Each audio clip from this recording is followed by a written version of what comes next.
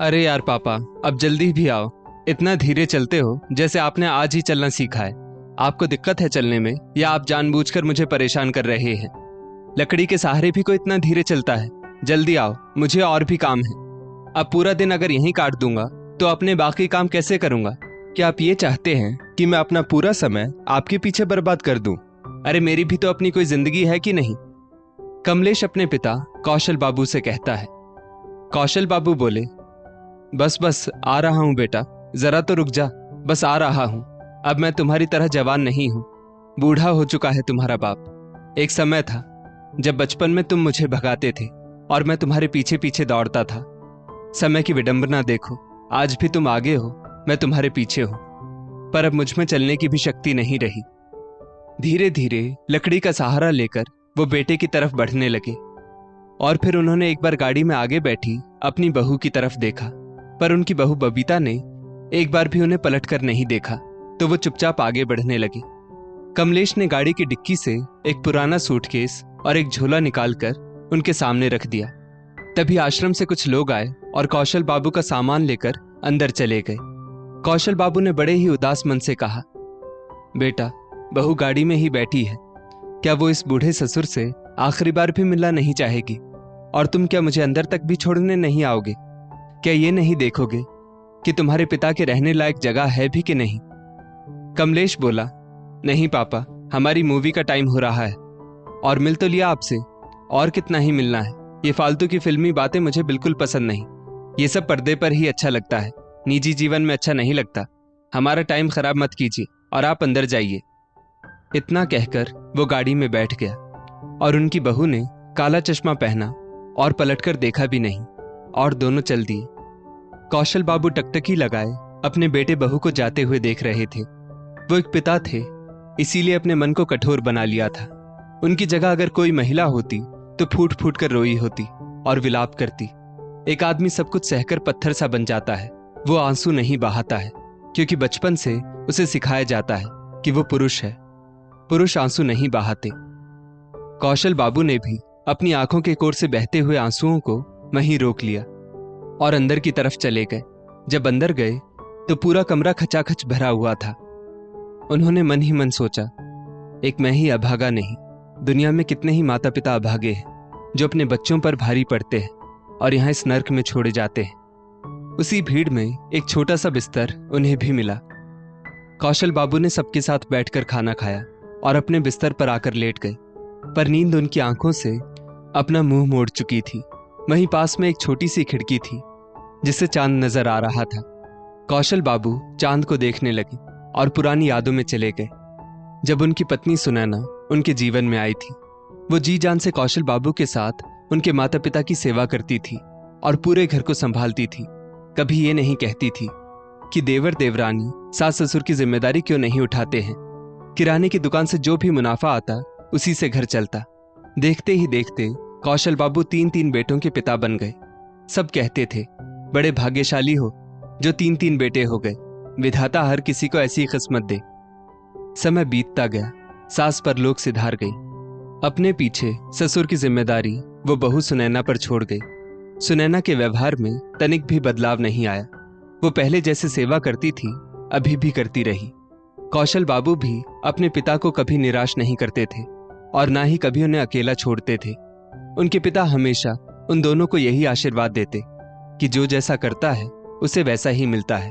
तुम दोनों मेरी इतनी सेवा कर रहे हो, देखना तुम्हारे तीनों बेटे भी तुम दोनों की खूब सेवा करेंगे। उस रोज कौशल बाबू के पिताजी मानो जीवन से संतुष्ट हो गए थे और उस रात जो सोए तो फिर जगे ही नहीं। समय बीता, कौशल बाबू इस दर्द से भी गुजर गए और अपने रोज के कामों में लग गए। देखते देखते तीनों बेटे अपने अपने क्षेत्र में सफल हुए। बड़े बेटे कमलेश की शादी माता पिता ने अपनी पसंद से की थी, दूसरे बेटे रमेश की शादी उसने अपनी पसंद से की थी और तीसरे ने कॉलेज में ही अपने लिए लड़की पसंद कर ली थी। और देखते ही देखते तीनों अपने अपने परिवार के साथ रहने लगे। तीज त्योहार पर घर आते, धीरे धीरे वो भी बंद होने लगा। कौशल बाबू और सुनैना जी इतने बड़े घर में बिल्कुल अकेले हो गए थे। एक दिन सुनैना जी बोली, सुनो जी, इस घर में अब मैं अकेली नहीं रहूंगी, मैं भी अपने बेटे बहू के साथ रहना चाहती हूँ। आखिर मैं कब तक चूल्हा चौका करती रहूंगी? अरे मैं भागो वाली हूँ, 3 बहुओं की सास हूँ। मैं भी अब उनके हाथों का गर्मा गर्म खाना खाना चाहती हूँ। एक समय था, ये घर लोगों से भरा रहता था। देवर जी को कितना समझाया कि बंटवारा मत कीजिए, पर उन्होंने अपना हिस्सा लेकर खुद को अलग कर लिया। अब बच्चे भी चले गए, अब तो ये घर मुझे काटने को दौड़ता है। कौशल बाबू बोले, हाँ सुनैना, अब मेरा भी काम करने का मन नहीं करता। मैं भी पोते पोतियों के साथ रहना चाहता हूँ। कौशल बाबू ने उत्साह में कमलेश को फोन किया तो उसने फोन नहीं उठाया। उन्होंने फिर से 2-3 बार लगाया तो बेटे ने फोन उठाया और बोला, क्या है पापा, अगर मैं फोन नहीं उठा रहा हूं तो समझ में नहीं आ रहा कि मैं व्यस्त हूं। बार बार फोन करके क्यों परेशान कर रहे हैं? घर जाऊंगा फिर मैं आपसे बात करूंगा। इतना कहकर उसने फोन कट कर दिया। कौशल बाबू को हैरानी हुई कि बेटे ने इस तरह से बात क्यों की। फिर उन्हें लगा हो सकता है काम की टेंशन होगी। दिन से रात हो आई थी। जब बेटे ने फोन नहीं किया तो कौशल बाबू ने दोबारा फोन लगाया। कमलेश बोला, पापा अभी हम बाहर खाना खाने आए हैं, मैं आपसे सुबह बात करूंगा। इतना कहकर उसने फिर फोन काट दिया। अगले दिन सुनैना जी ने कमलेश को फोन किया और अपने आने की इच्छा जताई तो कमलेश बोला, माँ आपकी बहू भी अपने मायके जा रही है और अगर आप यहाँ आई तो मैं आपको वक्त नहीं दे पाऊंगा। फिर आप यहाँ आकर क्या करेंगी? आप लोग चुपचाप वहीं क्यों नहीं रहते हैं और बार बार फोन करके मुझे परेशान मत कीजिए। सुनैना जी बेचारी चुप हो गई और सोचने लगी कि हम बेटे बहू के पास जाना चाहते हैं और बेटा हमें बुलाना ही नहीं चाहता। ये कैसी विडंबना है। सुनैना जी ने फिर दूसरे बेटे को फोन लगाया और अपने आने की इच्छा जताई। रमेश बोला, माँ मेरे पास 2 रूम का घर है, एक हमारे लिए एक मेहमानों के लिए। अब आप लोग आ जाएंगे तो मेहमान कहाँ रुकेंगे और फिर आप इतने सब सामान के साथ इस घर में नहीं रह पाओगे। आप वहीं टिककर क्यों नहीं रहती हैं? माँ का दिल फिर से टूट गया। जब कौशल बाबू ने सुनैना जी से पूछा, क्या हुआ, तुम्हारी आंखें क्यों भर आई? ऐसा क्या कह दिया रमेश ने? सुनैना जी बोली, एक माता पिता 3-4 बच्चों को छोटे से घर में पाल लेते हैं, पर 3-3 बेटों के घर में अपने माँ बाप के लिए जगह नहीं होती है। कौशल बाबू ने सुनैना जी को हौसला दिया और बोले, तुम हौसला मत हारो। तुम्हारे 1-2 नहीं बल्कि 3-3 बेटे हैं। हमारा छोटा बेटा अभी बाकी है। पता है वो पिछली बार कह कर गया था, पापा जब मन करे हमारे घर आ जाना। रुको मैं उसे फोन करता हूं। इतना कहकर उन्होंने छोटे बेटे को फोन लगा, फोन स्पीकर पर डाला और बेटे को अपने आने की इच्छा जताई। बेटा बोला, पापा आप तो जानते हैं मैं और आपकी बहू दोनों नौकरी करते हैं। सोमवार से शुक्रवार तक हम काम पर रहते हैं और देर रात लौटकर घर आते हैं। फिर शनिवार और रविवार हम कहीं ना कहीं घूमने चले जाते हैं। यहाँ आकर भी आपको अकेले ही रहना पड़ेगा, तो वहीं रहिए, यहाँ आने की क्या जरूरत है। सुनैना जी की आखिरी उम्मीद भी टूट गई और वो वहीं चक्कर खाकर बिस्तर पर गिर पड़ी। उस दिन जो उन्होंने बिस्तर को पकड़ा उसके बाद उठी नहीं, मानो उन्हें कितना बड़ा सदमा लगा हो और जीवन से कोई उम्मीद ही ना हो। एक रोज कौशल बाबू बिस्तर पर ही सुनैना जी को खाना खिला रहे थे तो वो खाने से इनकार करते हुए बोली, सुनो जी, लोग मुझे भागो वाली कहते थे, पर मुझे एक इस जन्म का फल मिल रहा है। मैंने तो सास ससुर बच्चों सबके लिए सब किया, पर आज मेरे बच्चों के पास ही मेरे लिए वक्त और जगह दोनों की कमी हो गई। ऐसा कैसे हो गया? जैसे जैसे समय बीत रहा था सुनैना जी के जीने की इच्छा खत्म होती जा रही थी। कौशल बाबू ने तीनों बेटों को सूचना दी, पर उन तीनों के आने से पहले ही सुनैना जी ने प्राण त्याग दिए। बेटे आए, क्रियाकर्म की विधि हुई। जब तीनों बेटे जाने लगे तो आस पड़ोस के लोग कहने लगे, अब तक तो पत्नी के साथ रहते थे, अब कैसे रहेंगे। आखिरकार कमलेश को घर पर ताला लगाकर कौशल बाबू को अपने साथ ले जाना पड़ा। एक दिन तो अच्छे से बीता। अगले दिन जब बहू ने खाना दिया तो कौशल बाबू बोले, बहू मैंने कल कुछ नहीं कहा, पर रोटी थोड़ी मुलायम बनाया करो, ऐसी रोटी मुझसे टूटती नहीं है। बहू गुस्से में भड़क कर बोली, एक तो रोटी बनाकर दे रही हूं, ऊपर से नखरे दिखा रहे हैं। अगर इतनी दिक्कत है तो खुद से रोटी बना लिया कीजिए, यहाँ तो ऐसी ही रोटी मिलेगी। खानी है तो खाइए, नहीं तो पानी पीकर सो जाइए। इतना कहकर वो अपने कमरे में चली गई। तभी कमरे से कमलेश निकल कर आया और बोला, पापा जो मिलता है चुपचाप खा लिया कीजिए, वरना जो मिल रहा है वो भी बंद हो जाएगा। बोल तो आप ऐसे रहे हैं जैसे जब हम आपके साथ रहते थे तो आप रोज मालपुए खाते थे। बहू खाना बनाकर दे रही है, ये क्या कम है? बेचारे कौशल बाबू मुंह में रोटी का जो कौर था उसे भी बिना चबाए ही निकल गए। जब भी कौशल बाबू अपने पोते पोती के साथ खेलते तो बहू उन्हें 4 बातें सुनाती और कहती, अपनी गंवार बातों को मेरे बच्चों के सामने मत बोला कीजिए, मेरे बच्चे बिगड़ जाएंगे। और अपने बच्चों को वो लेकर चली जाती थी। बेचारे कौशल बाबू वहां भी दुखी और अकेले हो जाते थे। अगले दिन बच्चों और पति को अच्छे से खाना खिलाकर बहू ने स्कूल व ऑफिस भेज दिया और कौशल बाबू को 2 ब्रेड पीस और चाय दे दी।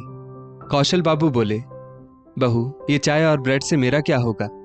बहू गुस्से में बोली, अब ये नहीं खाएंगे तो क्या मेरा खून पिएंगे? चुपचाप से खाना है तो खा लीजिए, वरना भूखे रहिए। मैं आपकी रोज रोज की फरमाइशों से तंग आ चुकी हूं। बेचारे कौशल बाबू को ठीक से खाना तो नसीब नहीं होता था और बहू थी जो अपमान करने का एक मौका नहीं छोड़ती थी। बेटा भी अपनी पत्नी को कुछ नहीं कहता था। एक दिन बहू के भाई का फोन आया कि विदेश में उसने घर लिया है तो गृह प्रवेश करना है। उसके लिए उसने बहन बहनोई बच्चों सबको बुलाया। कमलेश बोला, बाबूजी को छोड़कर कैसे जा सकते हैं? उसकी पत्नी बोली, क्या इनके लिए मैं विदेश की यात्रा टाल दूं? क्या इन्होंने अपनी सारी कमाई बस तुम पर लुटाई है? तुम्हारे दोनों भाइयों ने इन्हें रखने से साफ साफ इनकार कर दिया और तुम उस घर का कचरा उठाकर मेरे घर में ले आए हो। कमलेश बोला, अब तुम ही बताओ मैं इनका क्या उपाय करूं? बहू बोली, अब मैं वहां जाऊंगी तो 2-3 महीनों के बाद ही आऊंगी, इसलिए बेहतर है तब तक इन्हें हम वृद्धाश्रम में छोड़ देते हैं।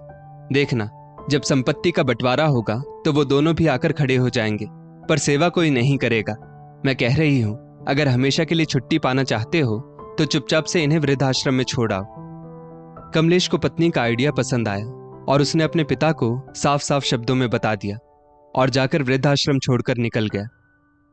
चांद से सवाल करते करते कौशल बाबू की कब आंख लग गई पता भी नहीं चला। सुबह सूरज से ये पूछने लगे कि जिनके 3-3 बेटे होते हैं क्या उनकी किस्मत ऐसी लिखी होती है? बेचारे 1 महीना बीता, 2 महीने बीते, पर कोई लेने नहीं आया। करीब 4 महीने बाद गांव से फोन आया कि गांव में बहुत बड़ी फैक्ट्री खुलने वाली है। हमारी जमीन के साथ साथ आपकी जमीन और घर भी वो लोग लेने वाले हैं। अगर आप उन्हें दे देते हैं तो करोड़ों रुपए आपको मिलेंगे। फिर क्या था, कौशल बाबू ने जमीन और घर दे दिया, करोड़ों रुपए उन्हें मिले। ये खबर दोनों बेटों तक पहुंच गई। दोनों बेटे आश्रम तक पहुंच गए और बोले, पापा भैया ने आपके साथ सही नहीं किया, आप हमारे साथ चलकर रहिए। कौशल बाबू ने सोचा, रिश्तेदारों ने जो भविष्यवाणी की थी वो तो बिल्कुल इससे उल्टी थी।